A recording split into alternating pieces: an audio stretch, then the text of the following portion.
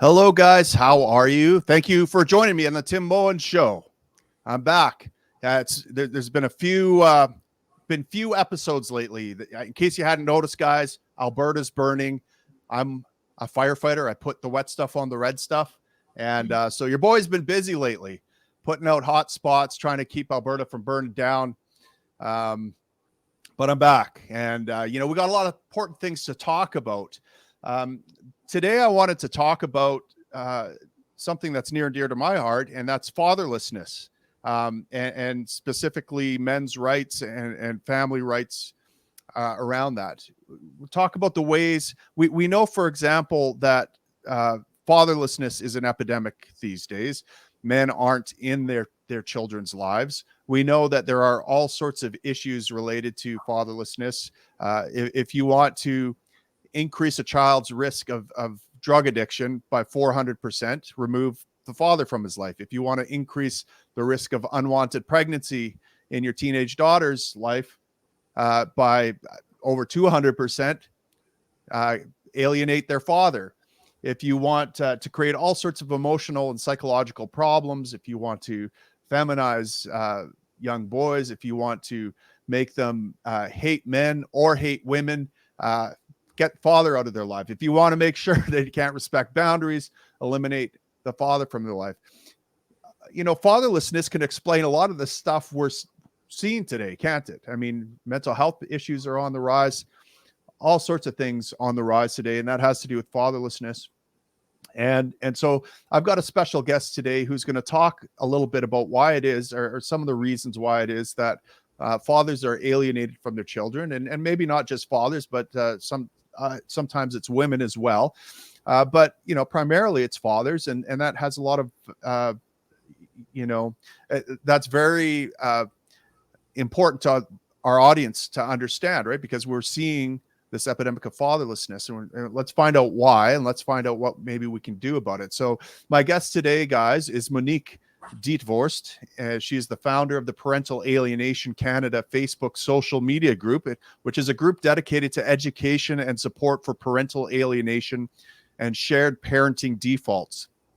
Although she started advocating for primarily men's issues in 2015 at Canadian Centre for Men and Families, CCMF, she created the gender-neutral movement for parental alienation in Canada in 2020. She saw a need to unite all Canadians targeted parents on social media to make a change to Canada's Federal Divorce Act. So, guys, join me in welcoming Monique.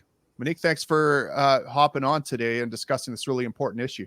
Yeah, here's my shirt. This is the color of parental alienation awareness, this royal blue. And our International Parental Alienation Awareness Day we just had, the 25th, we had flag raising in several cities across Canada. So Okay. that's April 25th. You can recognize this epidemic amongst our children. Right. Now you, Monique, had in your bio, and from just knowing you kind of briefly in the past, you started out kind of in the men's rights field, I guess, or advocating for men and the ways that they're kind of hard done by in family law and different things. What got you started down this pathway? Like, you're not a man, from what I could tell. Yeah, I'm not. But yet you're advocating for guys. What gives? I don't like. It took me a lot of self-awareness, and I didn't even understand at first why I was so obsessive about this topic. Like, it just resonated with me. I think I've had the type of child abuse that I suffered from was a result of toxic femininity, and so I have an intuitive understanding of toxic femininity and the link between toxic femininity and child abuse. Right. So that understanding. So a lot of people say I have a male brain as well. Like, I'm very, Right. logical. Like, I don't think like a woman in a lot of ways. And also, when I got out of school, I got into the STEM fields. I was working as a technical writer, and so I worked in a male-dominated environment. And at first, it was very isolating and lonely. And it helped me connect with my coworkers and become part of the culture in a male-dominated environment to support men and understand their issues. So it helped me deal with my own childhood trauma, and it helped me at work feel less lonely. And so it's been very therapeutic for me. It's a therapeutic process for me to go through. to support men and get sucked into these issues. And so, yeah, but it took me years to understand why I was doing it. And people would ask me and I couldn't answer. So, Did you have a father in your life, Monique? And stop me if I'm asking too personal a no, question. that's fine. Yes, I did. My family is immigrants from the Netherlands. And so my father's an odd man in a lot of ways. And so I kind of, as a child, I spent a lot of time alone because he had a lot of influence on me. He has a lot of social anxiety and he kept me away from people. And so but he is a good provider and protector, like Right. financially. But, but in some ways, when you're a teenager, you go out and make your own worldview and become your own person. And so that happened. But yeah, so he, like he does love me and he bought me a car a couple of years ago when I got laid off so that I could move to Edmonton. So, Right. what fathers do for their kids, it never ends. Like I was in my 30s and he bought me a car. Right. you know? Right. What Yeah. you described toxic femininity earlier. That kind of piqued my curiosity. How would you describe it? We hear a lot about toxic masculinity, but not a lot Yeah. about toxic femininity. What would toxic femininity look like? Toxic femininity seems innocuous on the surface, and that's why there's no resistance to it. It's been institutionalized in the form of institutional feminism, where Hmm. they can um, it's anti-science, it's man-hating, it is enabling and turning a blind eye to female narcissism and female abuse. It is the kind of neurosis and pathology in our society that has allowed the multi-billion-dollar gendered violence industry to cover up that women kill and abuse more kids than men. Like 60% of the child killers are men, but we only have Kira's law that's demonizing fathers and further marginalizing father. So like I've seen men's rights. I don't know if I would have to show you the graphic, but the toxic femininity is dogma, basically, and using feminine wiles to, the feminine energy, the feminine dynamic to basically gaslight us. Right. It's complicated, but I have it's hard for me to articulate, and I'm Sure. usually pretty verbal, but it is, you can see it institutionalized in the form of anti-science, Hmm. this persecution of fathers, despite the fact that it's harming our children, because apparently this is more important. Pandering to these kind of leftist elite women is more important than stopping child murder. That's toxic femininity right there. Right, right. Yeah. Well, the reason I ask, it's something that has come up. I started a men's group here, just kind of a support group for guys looking to kick more ass in life, become better versions of ourselves, Mhm. be more entrepreneurial, better in our family life, and better fathers, that sort of thing. And one of the things we talk about is the difference between positive and negative masculinity, or toxic masculinity, so to speak. There is a yeah, there is toxic femininity and toxic masculinity and Yeah. toxic, positive, of both genders. But the problem is that it's been institutionalized where we criticize what men are doing. Right, If right. there's Well, excess. it's Where's the easy. pushback? Where's the pushback on toxic femininity besides Sure. what I'm doing? Like, Yeah. unless it's another woman, you can't, like, it's really difficult for a man to do it, right? And Right, and right. not get shut down and just be, dismissed as a misogynist, which is why I've stepped up to do this. I've realized that if I don't do it, there's not going to be a man that's going to be able to do this. Mm, yeah, yeah. Okay. So you started, kind of down this road of advocating for men.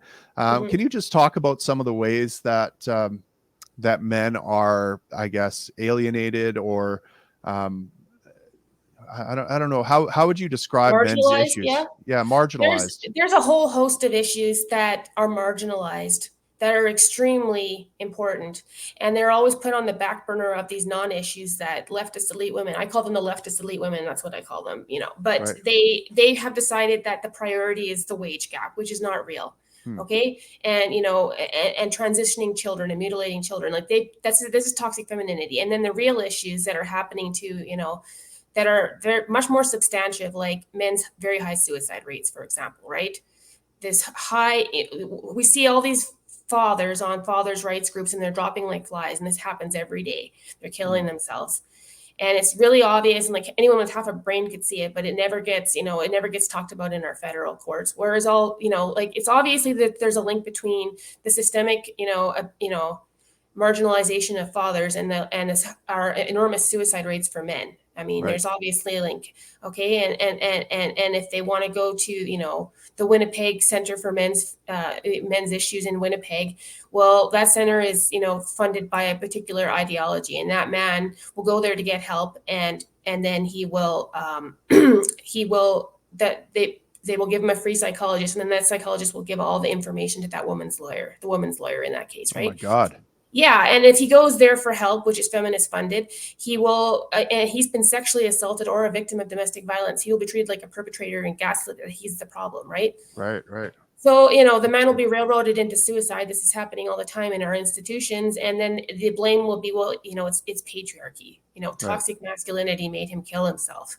This is the insanity that we're living with. So the high suicide rates, the clear discrimination against fathers in family court, despite scientific evidence, there's a strong correlation between fatherlessness and, extreme dysfunction that's affecting all of us, like high crime rates and poverty, right?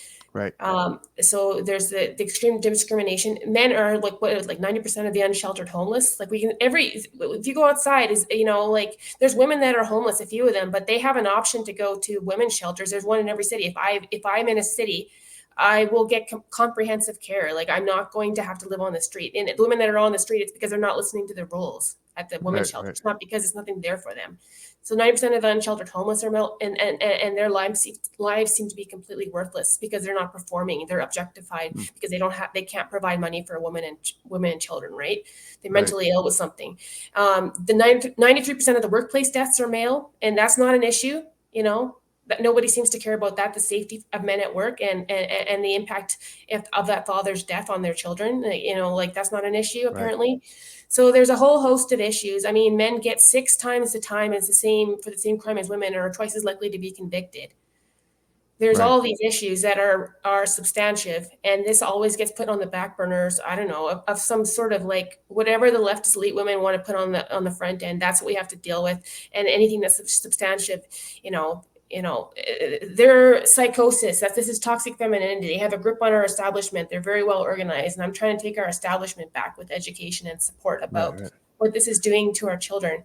And if you don't care what they're doing, well, that's why the children are, women are killing and murdering more children than men are. And does your children matter to you? Like, if you don't care about men's issues, do you care about their children? Because this is what's happening to them. Yeah. Is that right? So women are killing more children. I assume we're talking not about abortions here either. We're just talking about. No, I'm talking about children that are fully developed and the woman has an excuse. Feminists will have an excuse for her why she shouldn't be convicted, and she'll get a slap on the wrist after drowning a kid in the bathtub. Yeah. Well, and it's not postpartum depression or mental health issues. And it's not true that men don't get postpartum depression. A lot of parents get postpartum depression. I mean, you have to give up all your dreams to provide for this child now, and you have to be responsible. That doesn't just happen to women, that happens to men, but that's not an excuse to kill a child. And I'm not willing to, give women a slap on the wrist for this. I don't want to. That's toxic femininity. I would like to, strike the fear of God into their heart so that they are afraid to kill a child. That's what I want. Wow. Holy. Okay. So you brought up a lot of stuff here. I want to, true. Yeah, of course. Yeah. And I want to address each point kind of. I don't want to lose anything here. I'm going to read something to you. This is the platform I developed when I was leader of the Libertarian Party of Canada, because I recognize this fatherlessness stuff as an issue. Feel free to stop me at any point and clarify. I will say that, a lot of other issues that feminists are pushing, like gun control, for example, for the school shootings, that's actually linked to fatherlessness. There's a really good book. It's called The Boy Crisis by Warren Farrell. And he points out that the majority of these ISIS fighters and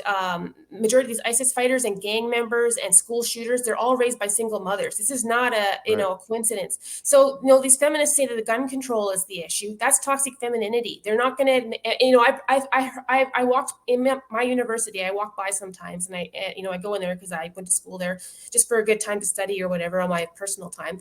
And I hear these two, young adults, these two ladies, these two girls, and they're talking very loudly about gun control, right? And they're feminists. And so I walked by and I said, just to let you know, like those boys that you're blaming, they are actually raised by single mothers. And their only argument against me, they were screaming at me, was that that's offensive. Well, this is offensive if you say that they're raised by single mothers. Like and I said, well, you don't care about kids because these are raised by, you seem more interested in your offense than talking about these children. And then, their whole strategy is to censor and silence anyone like me that ever criticizes toxic femininity and what this is doing to our kids. But basically, Right. that's what we have in the universities, is this kind of ideology.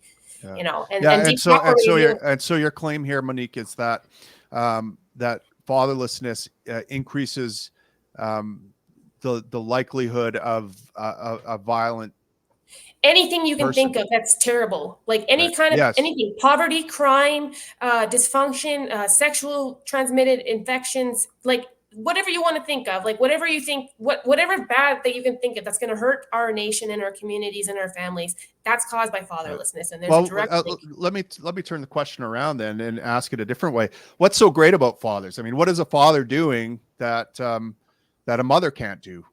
For example, why Well, is the absence so bad? I'd rather put it in terms of what can a father do that the state can't do. Right. Because Okay. basically what they're doing, right, is trying to replace fathers with the state. Okay. And that's been going on, since like the invention of Marxism, basically, right? So Right. it happened, I don't know if you realize this, but this whole Black fatherlessness epidemic never existed. Like those black people after slavery, they were very pro-family because their Right. families had been sold in slavery. And so after they realized that was their strength, is to go find their families and have very strong families. And they were doing better economically post-slavery than white people were, honestly, because of their strong values and their ties. Even under the Jim Crow laws, they were still doing better because the children all had fathers in their life to keep them on track. And I believe the first black woman ever, or the first woman, not of any race, a millionaire, was that black woman. I can't remember her name. I will get it to you. But because of their strong work ethic and their family ties, all these things make people strong. Yeah. And so in the 1960s or 70s, Lyndon B. Johnson, that Democrat, that radical leftist Democrat president, he said, I'm going to get all these black people to, oh, he didn't say that. He said the N-word, by the way. He said, I'm going to get all these N-words to vote for me for the next 200 years. And so he went into these black neighborhoods, primarily black neighborhoods, and gave them, told the women, basically bribing women, you get more money if you don't have a man in the house, right? You get welfare, the Great Society Act. So that's replacing fathers with the state, okay? And the state doesn't care about kids and women and their wives the way that men do. And that is the truth. They're not going to bend over backwards. They're not going to work long hours. They're not going to check up on their kids. The way a state does not do this the way that fathers and husbands do in the roles of what the providing and the protecting that they've been doing for 200,000 years in hunter-gatherer societies. This is hormonally driven, and gender is not a social construct. And I believe that fathers cannot be replaced by the state. Okay. Yeah. And that's what's happened. And look at the disaster. Is the evidence not obvious? What happens when you remove fathers? What happened to the black people in America? Yeah. What is the disaster that we see now? And they're hurting and they're angry. And they had those riots, George Floyd riots. I believe the pain and anger is real. We can see it there, but they are misdiagnosing what is harming them, and they're just going back to the Kool-Aid of this anti-father rhetoric, because that BLM. How did we get here? How did we drive the fathers out of the homes? Like what are the mechanisms there? I believe it is ideology that started in the university that I can see. I mean, that happened to me when I come from a very ignorant working class background. And when I first went to university, it was my desire to be educated. I wanted to be a better person and improve myself. And so I was like, when I first got there, I didn't have the critical thinking skills. And these radical leftists pounced on me and they brainwashed me for a few years. And it was hard because I didn't have an education to push back against it, and that's where it starts. Those girls I told you about in the university, well, I'm offended. And that's what they're being taught. They said to me, one of their argument points was that that people like me don't do peer review. And then I told them, feminists don't know the meaning of peer review, because they don't, because I was peer reviewing them. I was walking by them and peer reviewing them and telling them that actually they're attacking these boys, these children, for the school shooters. But I told them that it was actually, they're raised by single mothers. And I have empirical proof for that. And so they don't know the meaning of the peer review, and that is important, right? And that's been lost in our university. This ideological agenda that started in our university, They have taken over all of our institutions, and it's, they're much better organized than us. And so Right. what I'm doing at Parental Alienation Canada is basically educating and offering mental health support simultaneously, because we need to do both. We need to educate people about this and also provide the mental health support to get through this, but it's not going to, like if you see the tobacco companies like 50 years ago or 60 years ago, you can see pictures of them selling cigarettes in the hospital and telling people that it's good for your mental health. And this is exactly the same dynamic. Like there's an misinformation campaign against fathers by toxic femininity based on ideology, not facts or evidence. And so they are much better organized, like the tobacco companies once were. But I believe we can go faster to undo it, because we have social media now to mass communicate. We can go faster than in the tobacco company era, from the Atlantic slave trade era, where they spread misinformation to get what they want. It's the same thing. Like people, this is nothing new. And people call me a conspiracy theorist, even though I have proof of all of this. Like you can see it with your own eyes if you just open up your eyes.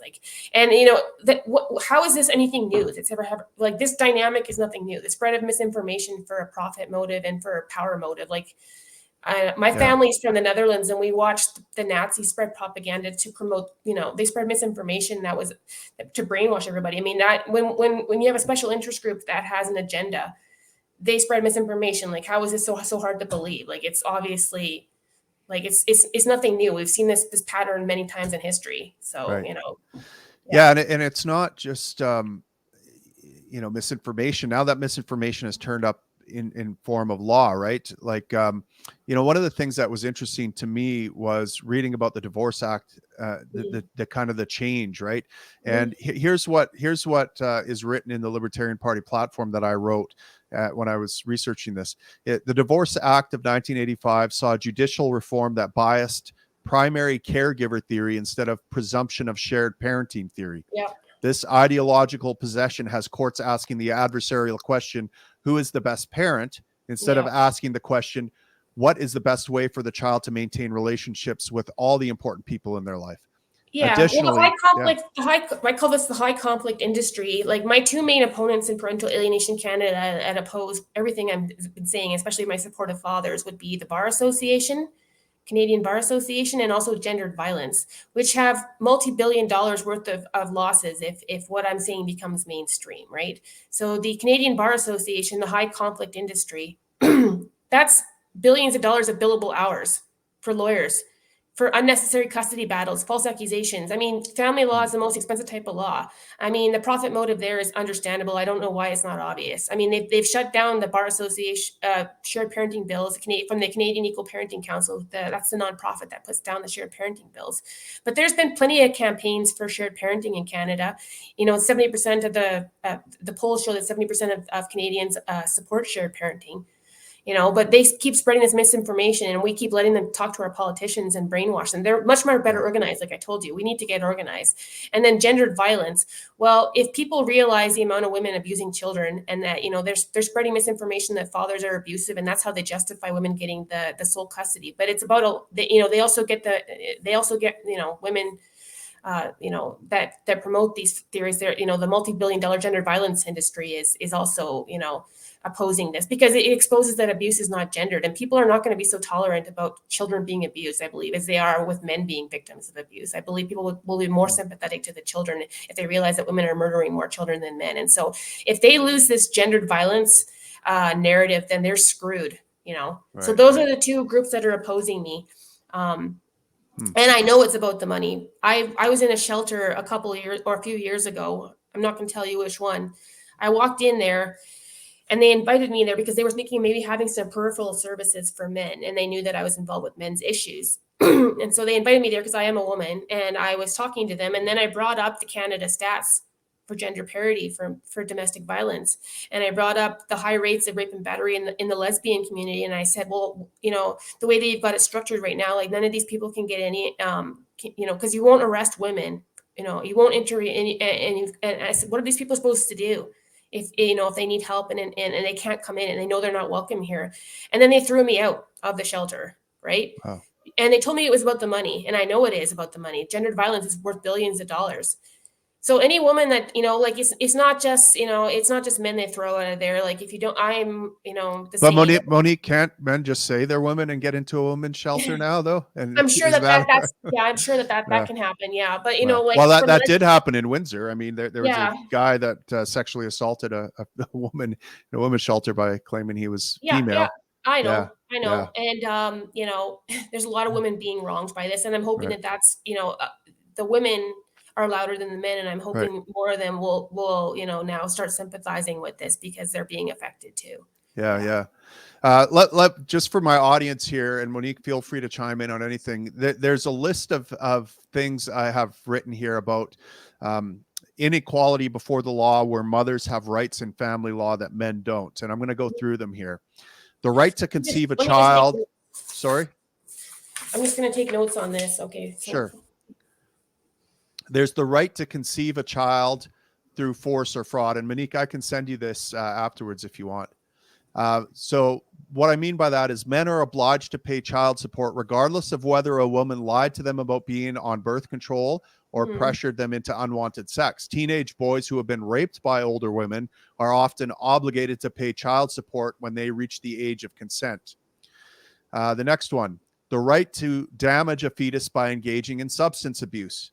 Men are obligated to pay Section 7 expenses that arise through maternal substance abuse. The right to secretly entrap a man into fatherhood. The prevalence of paternity fraud appears to be between 5 to 15%.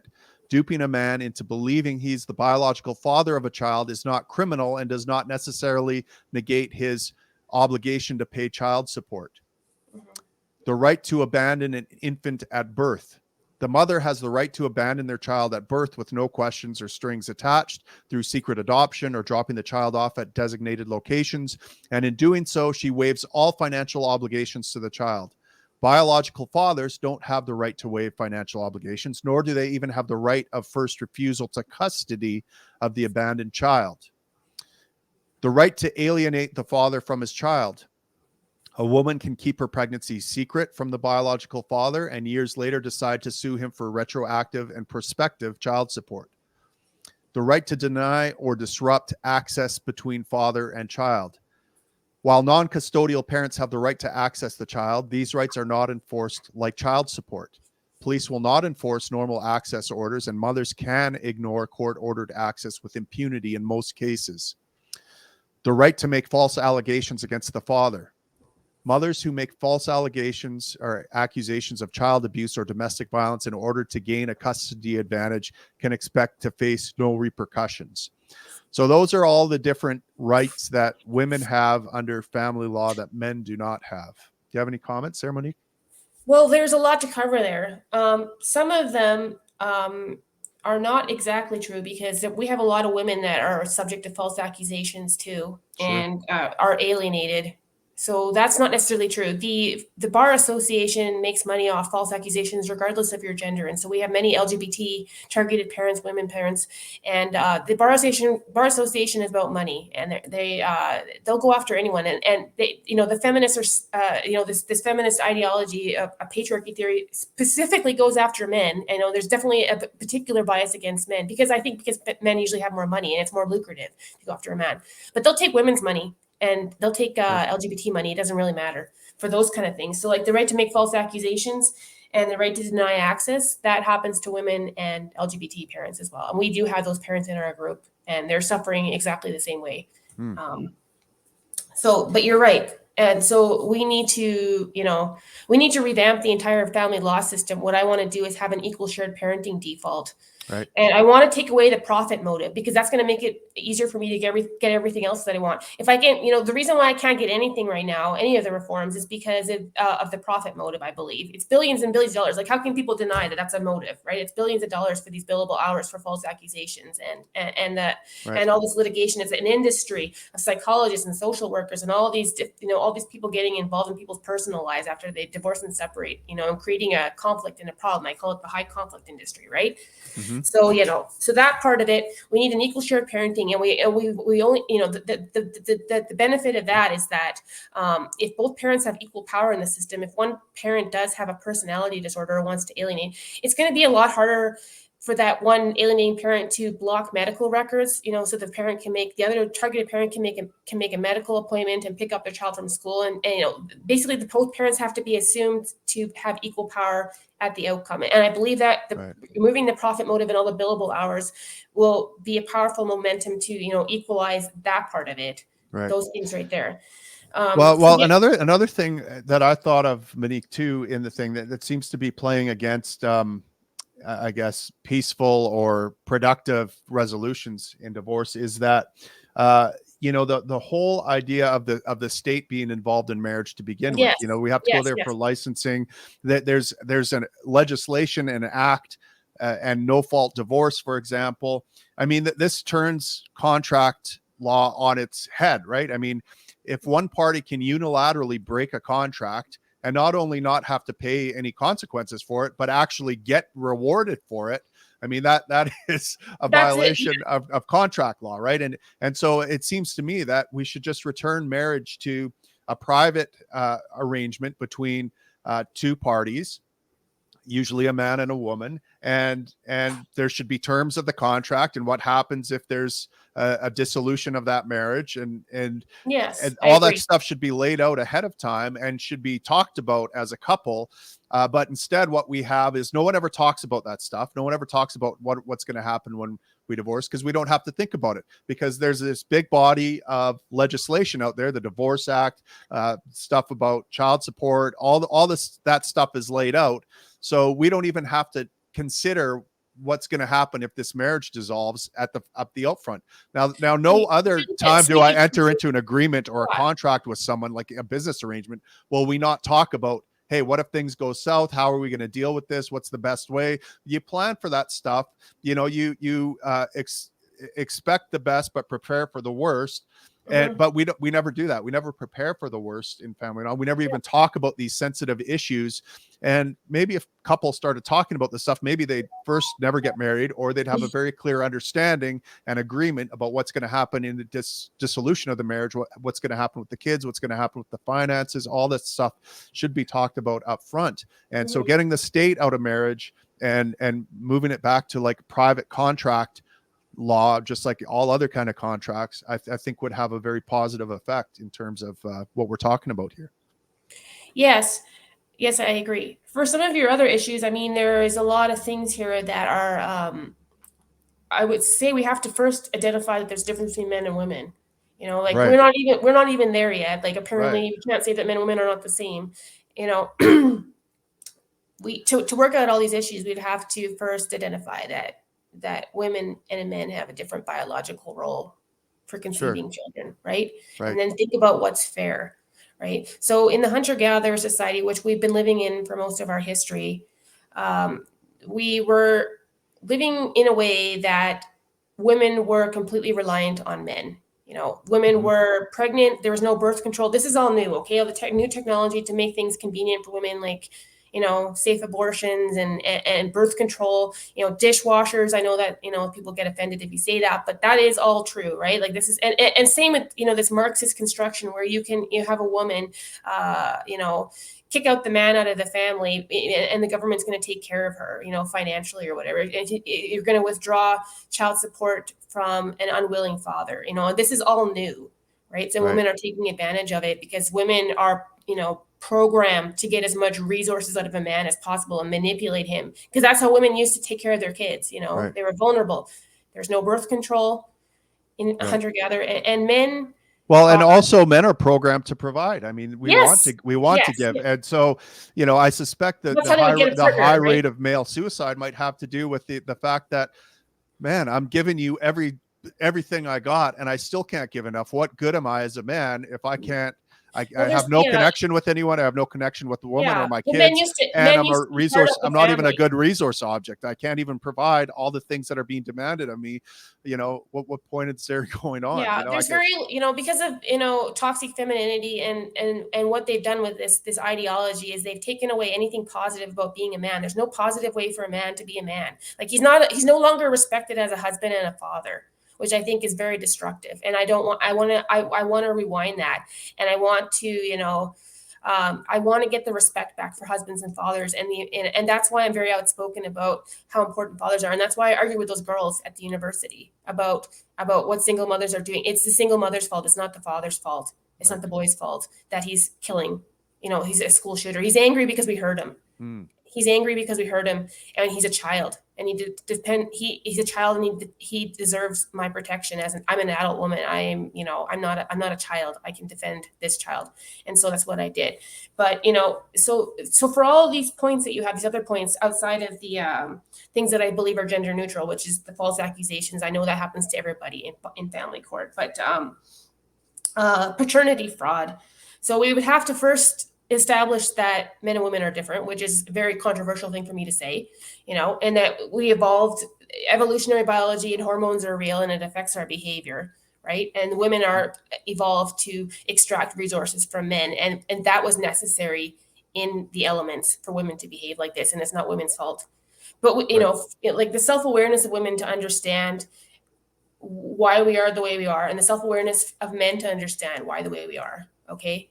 And like Camille Paglia, she's a dissident feminist, and she always wants to shake her fist at biology, but she's not anti-science, which is why I like her. Right. I mean, she's not denying what's real about hormones, right? She's not denying our hunter-gatherer past. She's not denying that there's this secret army or this invisible army of men that's actually keeping all the women propped up right now. It's the men working in the coal mines. It's the men doing all the dirty, dangerous jobs that do get paid more is done by the army of invisible men. So men are still providing for women, even though these feminist women that are staying home with 6 kids from 5 different dads, and getting paid for it. They're pretending they're independent women, but they're not going to admit that this invisible army of men is still providing for women, just like in the elements, right? It's been kind of hidden by this manufacturing, the social manufacturing of the 100 years, but really we're the same. Well, and it seems to me, that this idea that of extracting from men being the default kind of biological ingrained. It's an impulse, and even I get it sometimes. Sure, yeah, even I feel like that sometimes. Well, and look, men don't mind it either, right? Our impulse is to provide and protect. Yeah, and so that's fine. It's self-awareness. It's self-awareness that we need to have. Admit it. And I mean, here's what corrupts that, though. I mean, that's a fine symbiotic relationship to have. I as a man have no problem providing for my wife and my family, and and I like the respect I get back as well, right? It's like we're grateful for it, right? Yeah, but the difference here we're talking about now, we enter big government, and now I can extract from a man without having to respect or like or treat him well, right? In fact, if I treat him like shit, I get the same amount as if I treat him well. In fact, I might get more than if I treat him well. And and so now I don't have to contend with any kind of discontent in my relationship at all, right? Like if there was some kind of conflict in the relationship, if we don't have big daddy government there, we're going to have to sort it out as 2 people, and it might not be a comfortable thing to do. We're going to have a difficult conversation. We might actually have to make some compromises, and I think at the end of that, we'll become closer and more intimate, and actually our relationship will be better because that kind of conflict and resolution and stuff actually brings people closer. But now when you're confronted with that conflict, Monique, and that discomfort, all you have to do is say, I don't want any discomfort here. I'm just going to end this relationship, get my payday, and move on to the next hedonistic impulse I have. And so there's nothing wrong with that desire to extract resources from men. But there is something wrong with doing it by force through the state, and so the state here is the issue, not the women per se.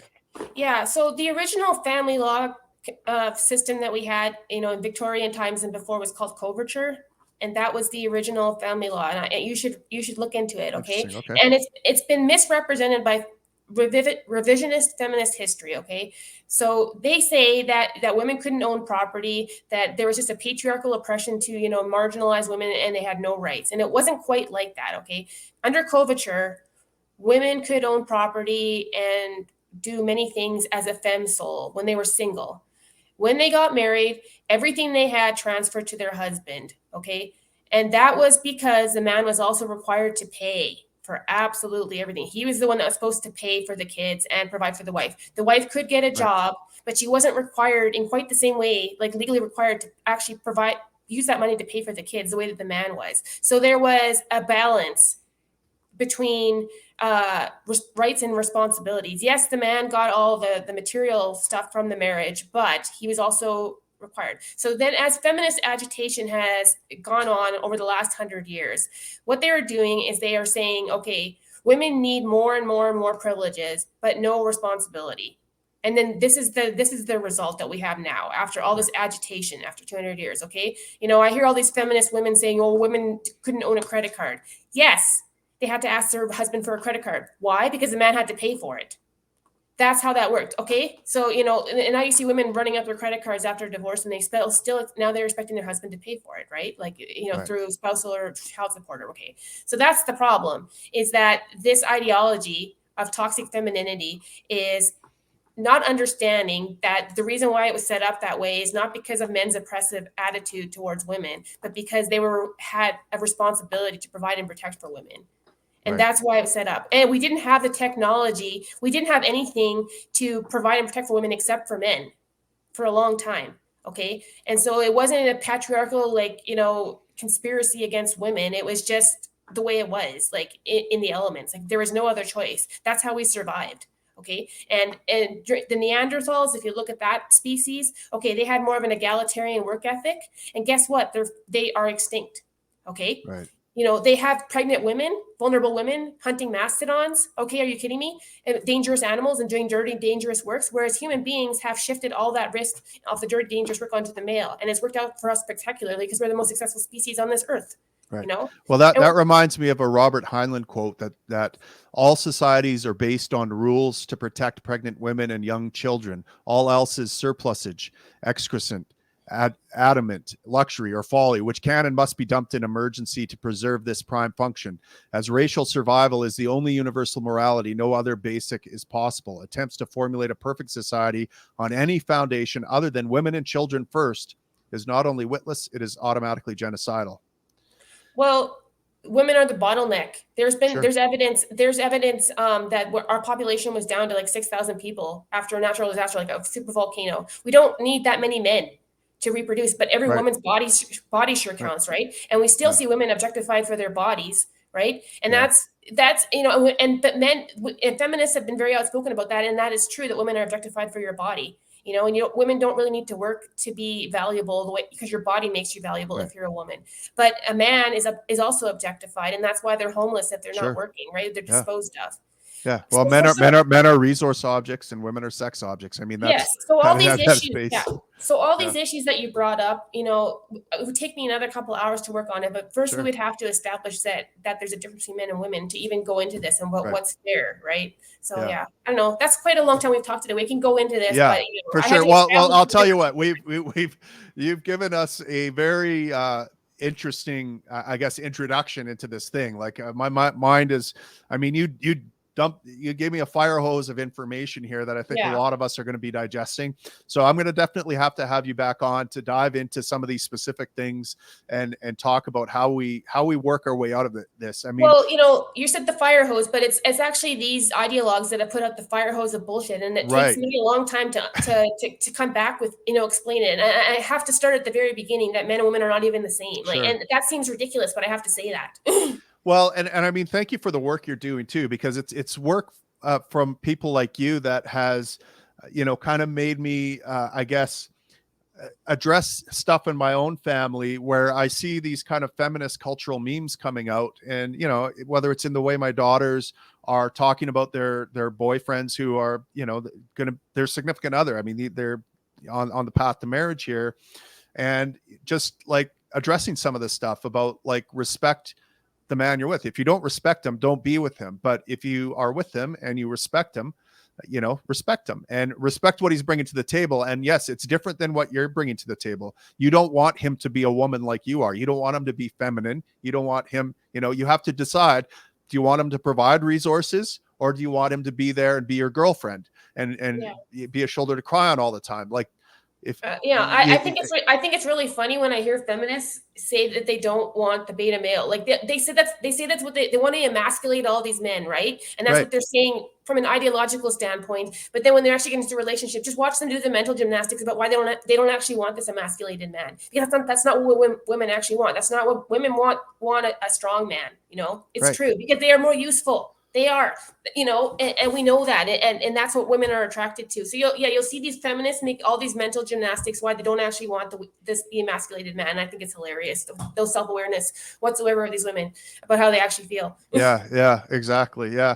And so it's been important work for me, because it's just like, okay, look, we're not the same as No. men and women at all, and we need to respect the differences and respect what we're bringing to the table. In fact, Monique, to me, well, the whole let me put it this way: the traditional father is interested in boundary enforcement, gathering resources, external threat vigilance, our heads on a swivel when we're out with the family. The traditional mom cares about nurturing the least of these, encouraging sharing in the family, caretaking the family environment. These two, the kind of feminine and masculine focuses, are perfectly complementary to each other and needed. I mean, if the man can protect and create a bubble of safety all he wants, but if there's no love in that bubble, no nurturing, no caretaking, then it's pointless. A mom can be as nurturing and caretaking and loving as she wants, but if there's nothing protecting that and feeding that, providing resources for that, it's going to be pointless. And so these two forces, and notice that they match very closely over the political realm too. On the left you have people that want mom in charge. On the right, you have people that want dad in charge. Now you can tack on ideology onto that and it corrupts things even more. But to me, Monique, it's no coincidence that at the same time we have third wave feminists and men's rights activists at each other's throats. At the same time, we have skyrocketing rates of divorce and men and women at each other's throats in marriage. We also have hyper partisanship and the left versus the right. And the gender war, and the gender war. All those things to me are part of the same kind of fractal. And what I hope to talk with you a bit more about in future episodes is how we heal that from the bottom up. What could I do in my family now that I'm aware that this energy and this force is going on in the world that's trying to pit men and women against each other as enemies, to be at each other's throats. How can I actually reverse that and create connection and love, intimacy and protection, and keep those goddamn evil forces out of my domain, right? So that's something I'm interested in. I'll be happy to talk to you about this. I mean, I've been in gender politics for 8 years, and I'm definitely a contrarian, and I'm very much myself and a contrarian, and I'm because of my background, dealing with toxic femininity, I'm a force to be reckoned with these toxic females as well. So, awesome. Yeah. Well, tell my listeners again where they can follow your work and find out more. So I'm doing gender neutral parental alienation. I'm trying to unite all the targeted parents, because I don't believe parental alienation itself, this kind of narcissistic abuse, we have to get all parents on board. So I don't exclude anybody based on race or gender or anything like that. At the Parental Alienation Canada, it's all child focused at that group. And I'm 100% focused on the children, family reform for their sake, and to support and care for them. So if you want to find me on Parental Alienation Canada, I can give you a link afterwards, or I can. Yeah. And folks, I'll put the link down in the show notes so you can just click on it. Okay. Perfect. Okay. Monique, thank you so much. It was a pleasure having you on. I look forward to chatting with you again about how to solve this. Anytime. I'm happy to pontificate. I'll take care. I love the pontificating. Yeah.